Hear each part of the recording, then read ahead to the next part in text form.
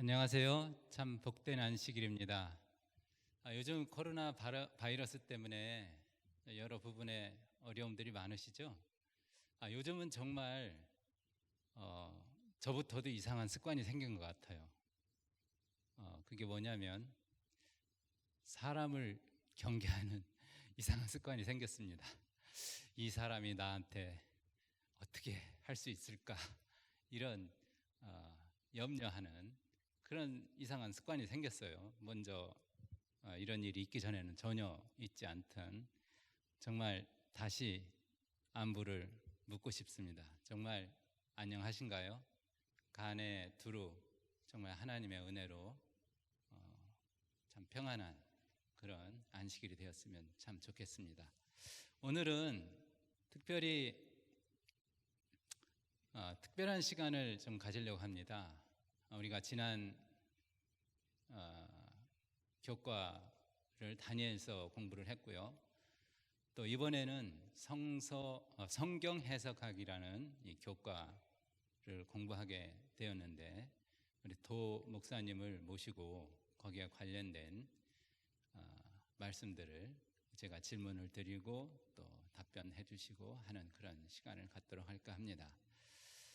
네, 우리 도 목사님을 모셨습니다. 감사합니다. 귀한 발걸음 해주셔서.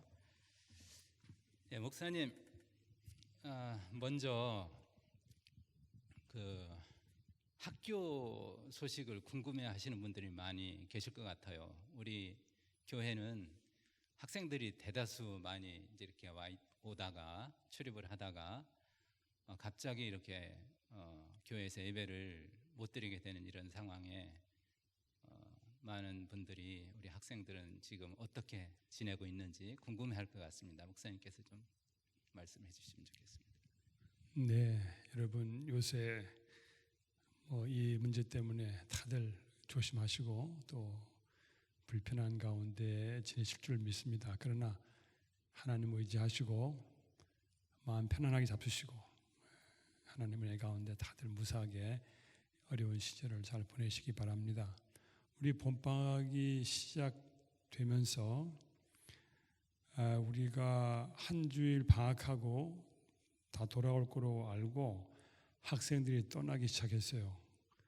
그런데 그 다음에 학생들 돌아오지 말라고 하는 결정이 났습니다. 그래서 굉장히 학교에서 혼란이 많이 있었고 학생들이 울고 불고 굉장했었습니다. 또 갑자기 기숙사에 있는 짐을 빼라고 하니까 여러 가지로 그러나 이제는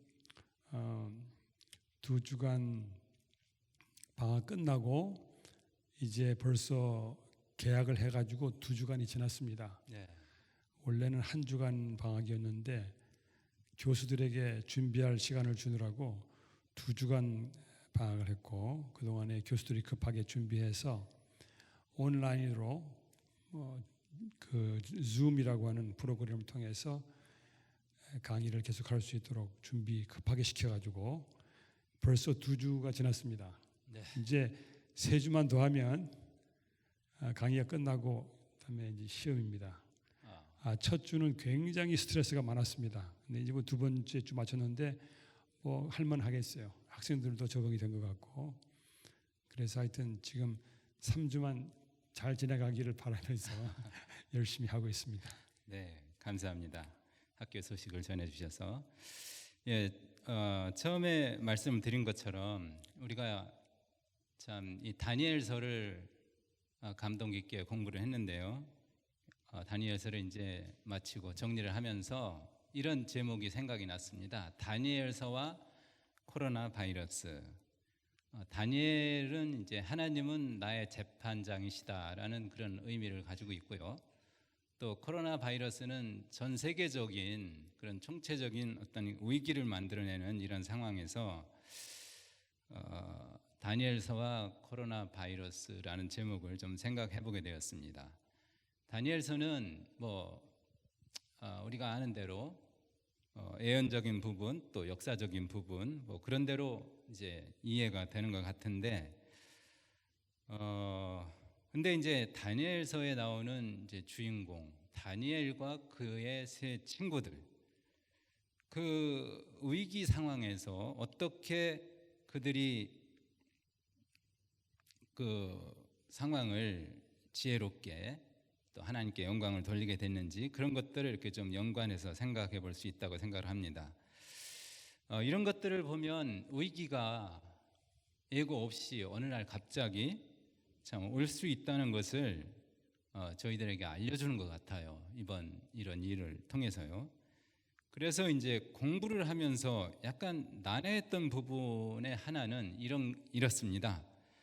다니엘 2장과 9장에 나오는 조상의 하나님, 그리고 조상에 대한 그 다니엘이 이해하고 있던, 분명히 그런 상황에서 조상을 원망할 수도 있었거든요. 근데 이제 그렇게 하지 않은 다니엘의 남다른 그런 이해, 그리고 그 조상들은 누구를 말하는 것인지 좀 말씀해 주시면 좋겠습니다. 다니엘 9장에 성경에서 유명한 기도, 다니엘 기도가 기록되어 있는데 거기에 조상들 이야기가 나오고 거기 열조라고 이렇게 나와 있는데요.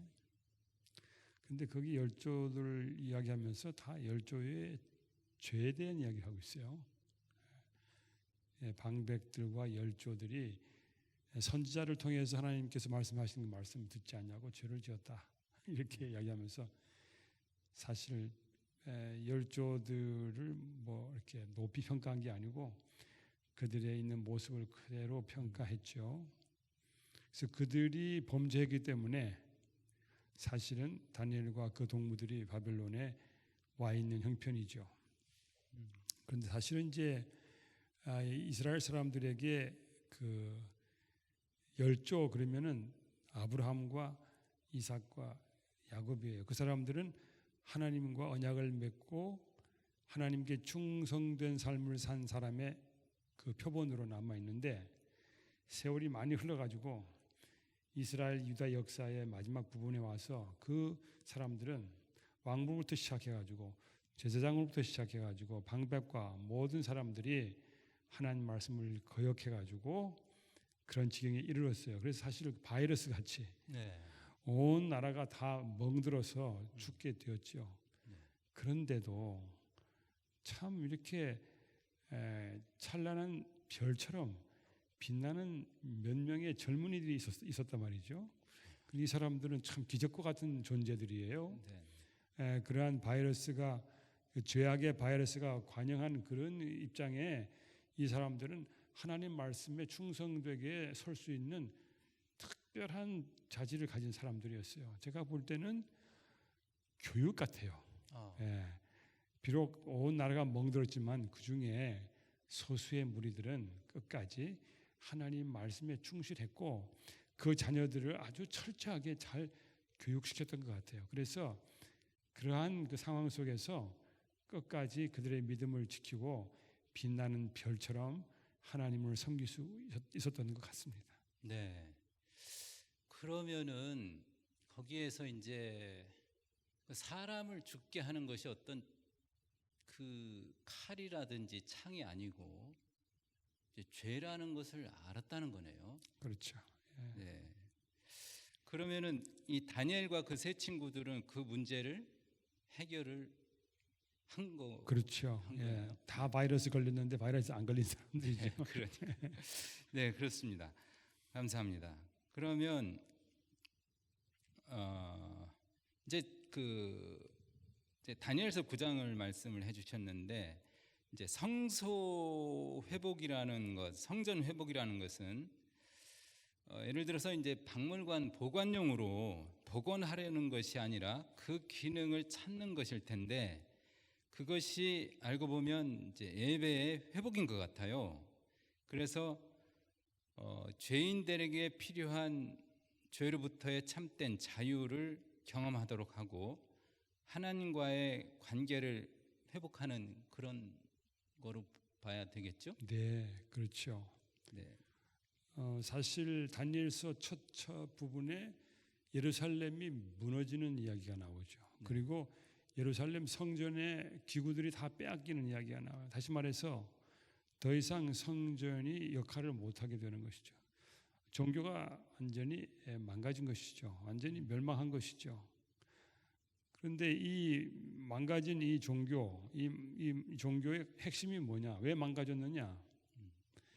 하나님이 주신 그 신앙은 뭐 성전이나 뭐 기명이나 무슨 제사장이나 이게 핵심이 아니라 하나님 말씀에 순종하는 것이 핵심이거든요. 네. 이 발락이 발람을 초청해 가지고 이스라엘을 저주하라. 뇌물 많이 주고 말이죠. 네. 근데 발람이 저주를 못했어요. 그러면서 결국 발람이 뭐라고 나중에 꼬드겼냐면은 이스라엘 백성들을 망가뜨리는 것은 내 저주가 아니라 이 사람들이 하나님 앞에 죄 짓는 거다. 이렇게 해가지고 발락에게 아이들을 줘서 발락이 이스라엘 백성들을 유혹해가지고 하나님께 범죄하겠단 말이죠. 네. 근데 바벨론이 예루살렘을 함락시킨 것이 굉장히 큰 역사적인 사건이긴 하지만은 사실 성경적인 관점에서 볼 때는 더 큰 사건은 이스라엘 백성들이 하나님을 반역한 것이죠. 네. 하나님 말씀에 불순종하는 것이죠. 그게 더 큰 문제지 성전이 무너지고 이게 더 큰 문제가 아니에요. 예, 예. 그런데 결국 이제 다니엘서가 성소가 회복되는 이야기를 하고 있는데 이방인들의 발에 짓밟혔던 성소가 회복되는 이야기하고 있는데 이 나라가 짓밟혔는데 불구하고 이 네 청년이 하나님 말씀에 굳게 선 걸 보면은 하나님의 이 백성이 다시 회복될 수 있다고 하는 희망을 주는 것이죠. 네. 난 제가 볼 때는 포인트가 거기 있는 것 같아요. 오히려. 예. 그러니까 숫자가 중요한 게 아니고요. 예. 그런 사람이 있는지 없는지. 그렇죠. 예. 그래서 이제 맨 마지막에 12장에 보면은 많은 사람들을 옳은 길로 인도한 사람들은 하늘에 있는 궁창의 별처럼 빛나겠다 이렇게 이야기하고 있어요. 네. 그래서 사실은 뭐 성전, 뭐 성소의 뭐 제도 이 문제가 아니에요. 사람이에요. 네. 예, 결국 이제 조사 심판, 그것도 역시 사람 아니겠어요? 그렇죠. 정말 하나님께 온전하게 충성되게 살았는가, 신실하게 정말 믿음대로 살았는지를 확인하는 거 아니겠습니까? 바로 제가 볼 때는 거기에 핵심이 있는 것 같습니다. 네, 예, 알겠습니다. 감사합니다. 그러면은 이제 이런 질문을 좀 드리고 싶습니다. 490년의 그 두드러진 핵심은 성소의 실체 대신 예수님을 빼놓을 수 없는데 마지막 시대에 영적 바벨론에서 나와 승리하게 하는 기별 그것이 말씀이다라고 볼 때 이번 제 2분기 교과 제목에 성경 해석학이라고 이제 새로운 공부하는 책이 이렇게 나와 있는데요. 우리가 지금 일과는 이미 공부를 했죠. 그러면은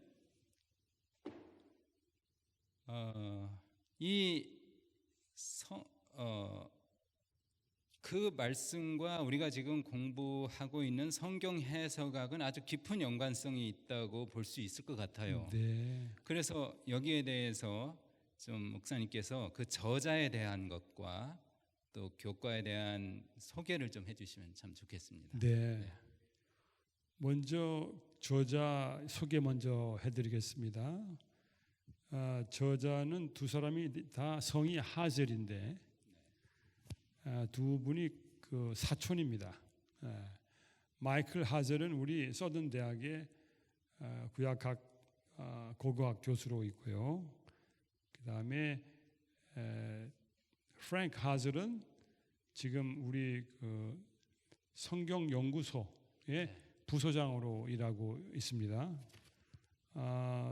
제가 오래전에 30년 전에 앤드루스에서 공부할 때 두 사람을 다 여기서 봤어요. 그런데 프랭크 하젤은 사촌 형이고 마이클 하젤은 그 당시 세미나리 원장이었던 하젤 박사의 아들입니다. 근데 아주 이 두 사람이 공부 열심히 해가지고 우리 교회에서 매우 중요한 성경 학자가 되었습니다. 신학자가 되었습니다. 그리고 이제 성경 해석학 이거 왜 이게 중요하냐?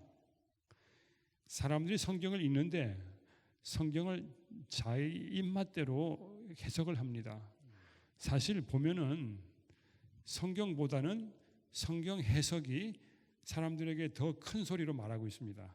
그렇기 때문에 성경 해석을 바로 하지 않으면 성경 읽는 사람이 또 듣는 사람이 전부 다 삐뚤어 가게 됩니다. 네. 그래서 성경인 말씀을 있는 그대로 정확하게 곁길로 나가지 않도록 잘 해석하는 건 너무너무 중요합니다.